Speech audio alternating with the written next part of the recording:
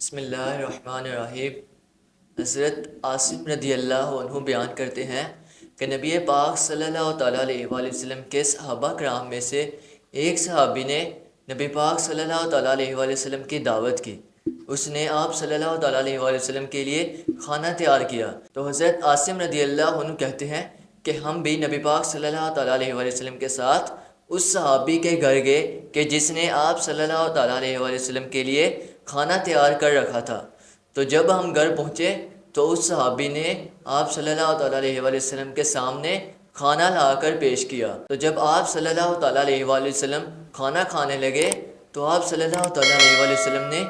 ایک گوشت کا ٹکڑا پکڑا جس کو آپ صلی اللہ تعالیٰ علیہ وآلہ وسلم نے اپنے منہ مبارک میں رکھا، تو آپ اسے کافی دیر تک چباتے رہے، گویا آپ صلی اللہ تعالیٰ علیہ وآلہ وسلم سے وہ گوشت کا ٹکڑا کھایا نہ جا رہا تھا۔ تو آپ صلی اللہ تعالیٰ علیہ وآلہ وسلم نے وہ گوشت کا ٹکڑا اپنے منہ مبارک سے باہر نکالا اور آپ کھانا کھانے سے رک گئے۔ تو جب آپ صلی اللہ تعالیٰ علیہ وآلہ وسلم نے اس صحابی کو بلایا کہ جس نے کھانا تیار کیا تھا تو وہ آیا، نبی پاک صلی اللہ تعالیٰ علیہ وآلہ وسلم نے فرمایا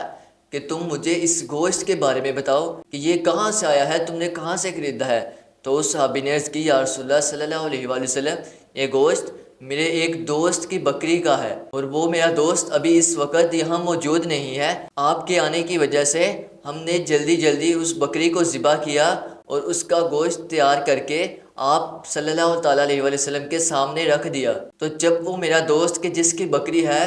جب وہ آئے گا تو ہم اسے اس بکری کی قیمت ادا کر دیں گے۔ تو نبی پاک صلی اللہ تعالیٰ علیہ وآلہ وسلم نے یہ سن کر حکم دیا کہ یہ گوشت یہاں سے اٹھاؤ اور جو قیدی ہیں ان کو جا کر دے دو، یعنی ان کو جا کر صدقہ کر دو۔ حضرت عبدالواحد رضی اللہ عنہ فرماتے ہیں کہ میں نے حضرت امام اعظم ابو حنیفہ علیہ رحمہ سے پوچھا کہ آپ نے یہ مسئلہ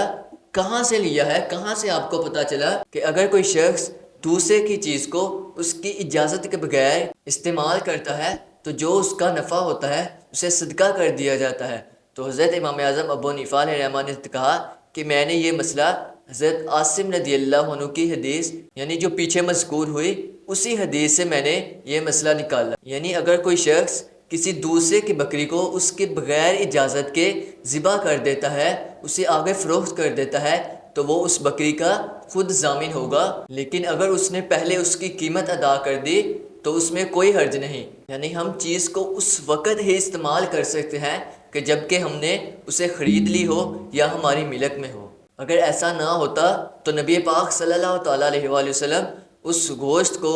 ان قیدیوں کے سامنے رکھنے کو حکم نہ دیتے۔